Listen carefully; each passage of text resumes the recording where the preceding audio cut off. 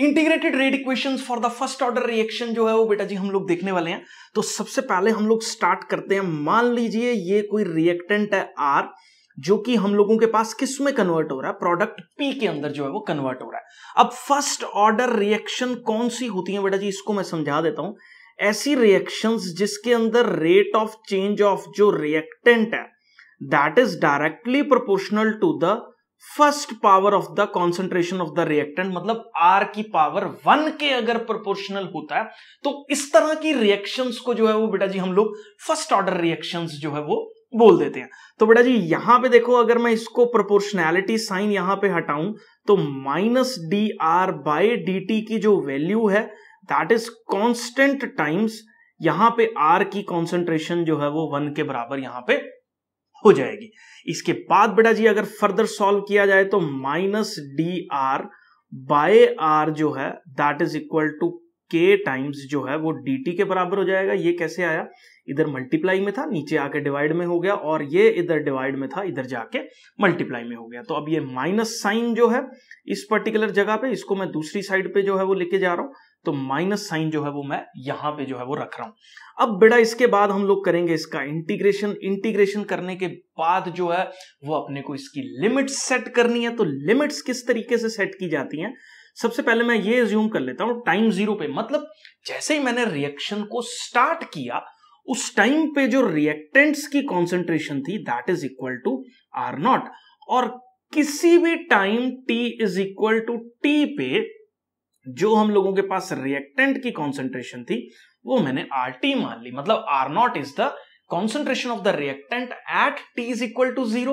and RT is the concentration of reactants at t is equal to t पे जो है यहां पे हम लोग लिमिट्स की वैल्यू पुट कर रहे हैं। ये R0 कॉन्सेंट्रेशन है कब 0 पे, और ये हमारे पास RT कॉन्सेंट्रेशन है कब, जब टाइम जो है वो t के बराबर है। अब बेटा जी यहां पे इंटीग्रेशन का एक रूल जो है वो इस्तेमाल हम लोग करेंगे। 1/x dx का जो इंटीग्रेशन होता है that is equal to log x to the base e जो है वो हम लोगों के पास यहाँ पे रहता है। तो ये इसकी वैल्यू जो है वो होती है। अब यहाँ पे सिमिलरली इस पर्टिकुलर जगह पे मेरे पास dr बाय r है, तो इसका जो इंटीग्रेशन होगा that is equal to log r to the base e, और अपर लिमिट और लोअर लिमिट की वैल्यूज यहां पे पुट कर रहे हैं that is R0 and RT।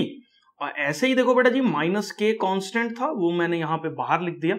अब अंदर जो है देखो यहाँ पे जब मैं माइनस k बाहर लिखूंगा बेटा तो ये बचेगा dt का इंटीग्रेशन 0 से t तक।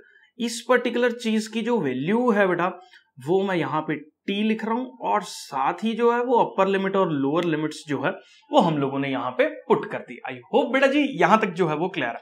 तो सबसे पहले देखिए बेटा जी इसको कैसे सॉल्व करेंगे, डेफिनेट इंटीग्रेशन को किस तरीके से सॉल्व किया जाता है।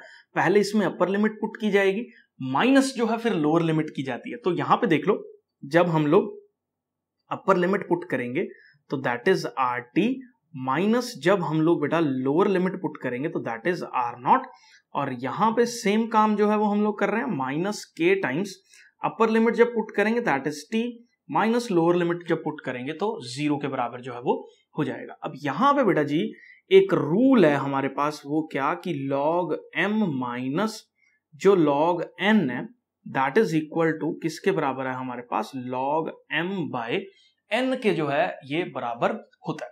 तो इसी चीज को जो है वो मैं यहां इक्वेशन में जो है वो इस्तेमाल कर रहा हूं। तो बेटा जी देखिए क्या होगा, log RT by R0 that is equal to minus k times जो है ये t के बराबर यहां पे हो जाएगा। अब बेटा जी देखो आगे ये बेस e है, यहां पे कौन सा रूल जो है वो हम लोगों के पास लगेगा। मान लीजिए बेटा जी log a to the base x equal to अगर y है हम लोगों के पास, तो x की पावर y जो है वो a के बराबर जो है वो हो जाता है। ये भी रूल है हमारे पास एक लॉगरिथमिक फंक्शंस का, यही सेम रूल जो है वो मैं यहां पे इस्तेमाल कर रहा हूं। देखो छोटे छोटे फॉर्मूलाज हैं जो आपको आने चाहिए, इसलिए ये डेरिवेशंस कई बार बच्चों को मुश्किल लगती हैं। तो यहां पे देखो RT बाय R0 जो है that is equal to e की power minus k times t के बराबर जो है ये हो गया। तो यहां पे बेटा जी अगर हम लोग सॉल्व कर रहे हैं तो RT मतलब concentration at any time t is equal to e की पावर माइनस के टी जो है ये हम लोगों के पास हो जाएगा, साथ ही हम लोगों के पास जो है ये आर नॉट जो है वो यहाँ पे हो जाएगा। तो ये इस पर्टिकुलर इक्वेशन का जो है वो सॉल्यूशन एक हम लोगों के पास जो है वो आ जाएगा। तो इस तरीके से जो है वो आपको किसी भी टाइम टी पे अगर एक फर्स्ट ऑर्डर रिएक्शन की इक्वेशन जो है वो निकालनी है तो इस तरीके से जो है हम लोगों के पास निकलती है। अब देखो इसके बहुत सारे मैथमेटिक्स है, तो बहुत सारे तरीकों से जो है वो हम लोग फॉर्मूलाज को लिखते हैं। अब क्योंकि जब हम लोग लॉग टू द बेस ई की बात करें तो इसको कई बार लॉग टेबल्स के अंदर चेक करना मुश्किल हो जाता है, हमेशा हम लोग कैलकुलेटर्स का इस्तेमाल नहीं कर सकते। जो भी हमारे लॉग टेबल्स हैं वो लॉग जो है बेस 10 के साथ जो है वो बने हुए हैं, तो हम लोग इसको बेस 10 के अंदर जो है वो इसका कन्वर्जन कर देते हैं। अब मैं यहां पे आपको ये इक्वेशन एक बार फिर से जो है वो लिख के बता रहा हूं। तो देखिए बेटा जी, यहां पे हम लोगों के पास था log R T by R naught जो है वो हम लोगों के पास बेटा माइनस के टाइम्स जो है वो टी के बराबर था। अब यहां पे थोड़ा सा अगर आप ध्यान दो बेटा, तो इस नेगेटिव साइन को जो इसके साथ है उसको जो है वो मैं इधर लेके जा रहा हूं। तो यहां पे देखो it is equal to minus log R T by R naught that is equal to K times T के बराबर हो गया। यहां से देखो बेटा जी टी की वैल्यू जो है वो होगी 1 बाय के टाइम्स लॉग ऑफ, यहां पे हो गया R naught by R T के बराबर। क्यों बेटा जी? क्योंकि एक और फॉर्मूला यहां पे आपको जो है वो याद रखना है, वो क्या कि log x to the base e है और बाहर अगर नेगेटिव है तो that is equal to log 1 by x to the base e। मतलब बाहर अगर नेगेटिव है तो ये अंदर वाले का रेसिप्रोकल जो है वो कर देता है। तो यहां पे जो है इसका रेसिप्रोकल कर दिया हमने इस जगह पे, तो ये t की वैल्यू होगी। अब फिर देख लीजिए बेटा जी, ये टू द बेस e है।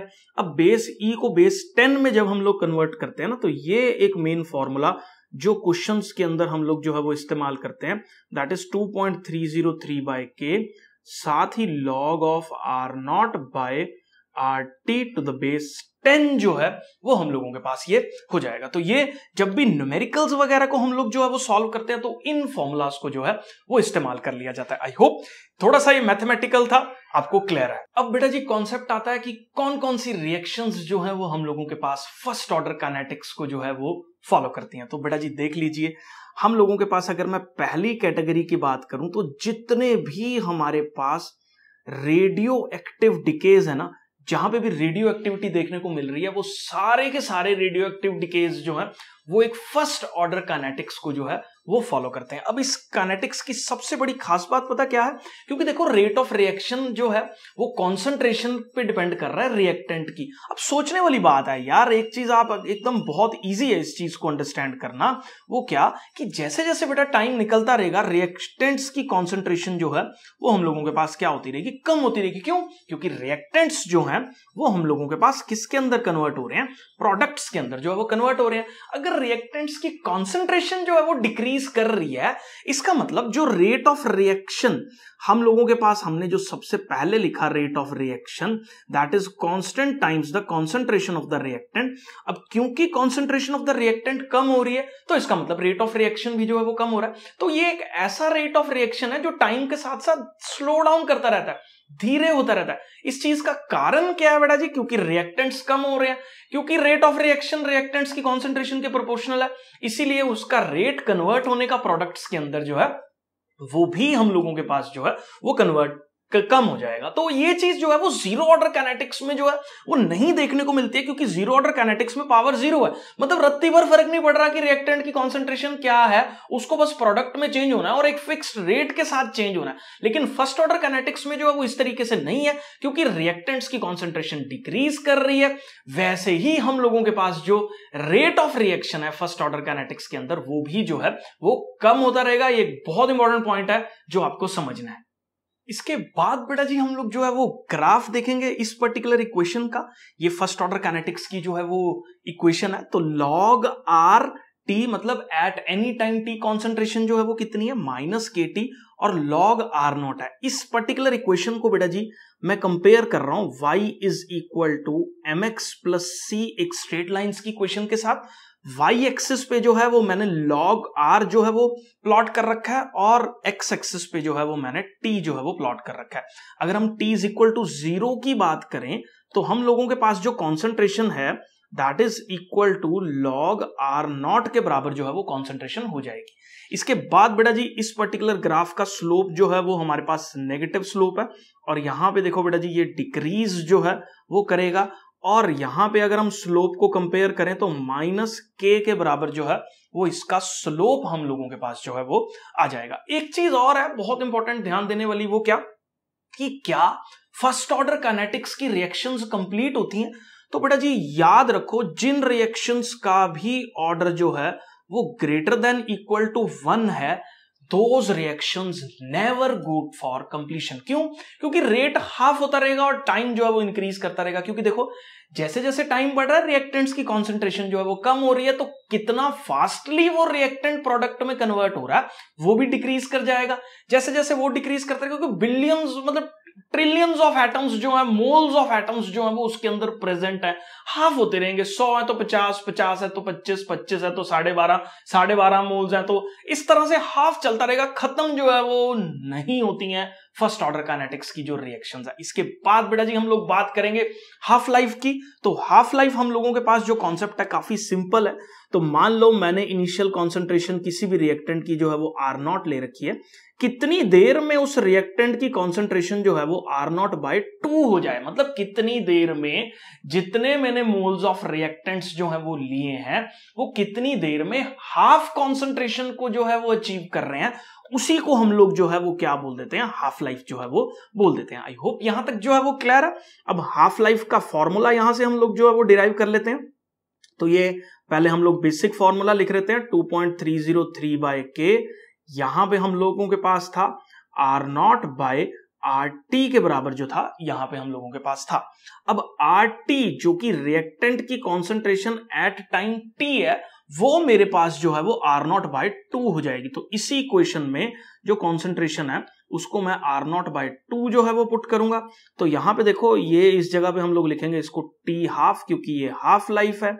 2.303 जो है वो हम लोगों के पास हो जाएगा डिवाइडेड बाय K, साथ ही जो है वो R0 डिवाइडेड बाय R0/2 जो है वो यहां पे हम लोग पुट कर देंगे। अब यहां पे देखो ये R0 से R0 कटेगा, डिवाइड में 2 जो है ऊपर मल्टीप्लाई में चला जाएगा और इस पर्टिकुलर जगह पे T हाफ जो है दैट इज 2.303/K लॉग जो है वो 2 के बराबर हो जाएगा। और 2.303 और log 2 को अगर मैं मल्टीप्लाई करूं बेटा जी तो लॉग टेबल के अंदर जब इसकी आप वैल्यू देखोगे तो मल्टीप्लाई करोगे तो 0.693/K के बराबर जो है वो हम लोगों के पास ये हो जाएगा। तो ये हाफ लाइफ है और बहुत इंटरेस्टिंग पॉइंट इस हाफ लाइफ के अंदर जानने को ये है बेटा जी, हाफ लाइफ जो है वो कभी भी concentration of the initial reactants पे डिपेंड नहीं करती है। मान लो किसी एटम को नंबर ऑफ हाफ होने में जो है वो 10 साल लग रहे हैं, तो चाहे 100 एटम्स ले लो, चाहे 1000 ले लो, चाहे 1000 मोल एटम्स ले लो, उसको 10 ही साल जो है वो लगेंगे। तो हाफ लाइफ जो है वो independent of the concentrations of the reactants के बराबर जो है वो हम लोगों के पास रहती है। इसके बाद बेटा जी बहुत इंपॉर्टेंट पॉइंट्स हैं जो आपको अपने दिमाग में जो वो बिठा लेने हैं। जैसे हमने हाफ किया तो मतलब रिएक्टेंट्स की कॉन्सेंट्रेशन हाफ होने में जो टाइम लग रहा है उसको हम लोग जो है वो हाफ लाइफ बोल देते हैं। अगर मैं बात करूं कि 75% या 75% रिएक्शन कंप्लीट होने में कितना टाइम जो है वो लगता है, तो आप याद रखो 2 टाइम्स द हाफ लाइफ लगता है। इसको जो है वो मैं डिराइव करके आपको बता रहा हूं। तो मान लो T इज इक्वल टू 0 पे जब मैंने रिएक्शन स्टार्ट की तो उसकी कॉन्सेंट्रेशन जो थी वो R0 थी। अब 75% रिएक्शन जो है वो खत्म हो चुकी है, तो T is equal to T 75% की जो बात करें अगर हम लोग, तो मैंने मान लो 100 एटम्स लिए थे, 75% रिएक्शन कंप्लीट हो गई है। इसका मतलब 25% रिएक्टेंट्स ही हम लोगों के पास जो है वो बचे हैं। तो 25% रिएक्टेंट्स जो हैं वो हम लोगों के पास बचे हैं। तो ये हो गया हमारे पास 25/100 या 25/100। तो इसको सॉल्व करेंगे तो R0/4 के बराबर जो है ये हो जाएगा। तो अगर मैं यहां पे टोटल टाइम की बात करूं तो दैट इज 2.303 बाय जो है वो हम लोगों के पास K हो जाएगा, log of initial concentration R0 और जो है वो हम लोगों के पास फाइनल कॉन्सेंट्रेशन R0/4 है। क्यों? क्योंकि 25% रिएक्टेंट्स बच गए। और याद रखो हमको यहां पे जो फॉर्मूला है उसके अंदर ये बचे हुए रिएक्टेंट्स जो है वो डालते हैं। बच्चे इसमें यूजुअल मिस्टेक कर देते हैं। ये नहीं है जो कंप्लीट हुए रिएक्टेंट्स हैं या जो प्रोडक्ट में कन्वर्ट हो गए हुए रिएक्टेंट्स है वो लिखने हैं। आपको जितने रिएक्टेंट्स अपने पास बचे हुए हैं उनकी कॉन्सेंट्रेशन जो है वो मेंशन करनी होती है। तो यहां पे देखो अपने पास R0/2 रिएक्टेंट्स जो है वो बचे हुए हैं। तो इसको अगर मैं सॉल्व करूं बेटा जी तो ये देख लो 2.303 और ये साथ में हो जाएगा log 4 डिवाइडेड बाय के। और इसको अगर मैं आगे फर्दर लिखूं बेटा जी तो ये किसके बराबर हो जाएगा? It is equal to 2.303 log 2 to the power 2 divided by जो है वो k के बराबर हो जाएगा। अब ये प्रॉपर्टी बोलती है पावर में है तो यहां मल्टीप्लाई में हो जाएगा। तो it is 0.693 by k into 2 जो है वो हम लोगों के पास ये हो जाएगा। तो जो हाफ लाइफ थी उसका डबल जो है वो हम लोगों के पास 75% रिएक्शन को कंप्लीट होने में टाइम जो है वो लग रहा है। इसके अंदर 2-3 पॉइंट्स और है जो आपको याद रखने हैं। 90% मतलब 90% रिएक्शन कन्वर्ट हो रही है तो वो 3.3 इंटू टी हाफ है। 87.5% रिएक्शन जो है 3 टाइम्स टी हाफ है। और 99% रिएक्शन जो है कंप्लीट होने में जो है वो 10 टाइम्स जो है वो टी हाफ हम लोगों के पास होता है। आई होप बेटा जी ये क्लियर है।